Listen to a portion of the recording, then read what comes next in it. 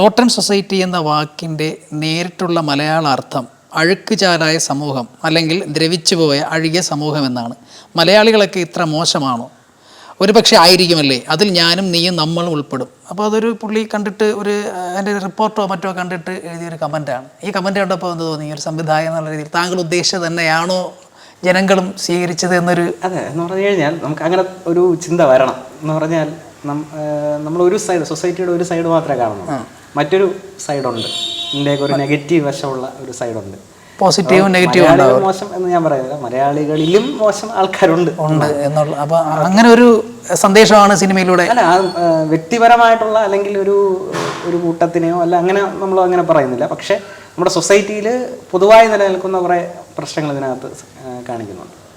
അത് ഒരു ഭ്രാന്തൻ്റെ കണ്ണിലൂടെ, ഭ്രാന്തൻ എന്ന് പറയുമ്പോൾ ഇവിടെ നമ്മൾ റെപ്രസെൻ്റ് ചെയ്യുന്ന ഒരു സത്യം വിളിച്ചു പറയുന്ന ഒരാളാണ്. സത്യം വിളിച്ചു പറയുന്ന ഒരാളിനെ ഭ്രാന്തനായിട്ട് മുദ്ര കുത്തുന്ന ഒരു പരിപാടി ഇവിടെ ഉണ്ടല്ലോ. അപ്പോൾ അത്തരത്തിലുള്ള ഒരു റെപ്രസെൻറ്റേറ്റീവ്, ഒരു സാധാരണക്കാരൻ്റെ ഒരു റെപ്രസെൻറ്റേറ്റീവാണ്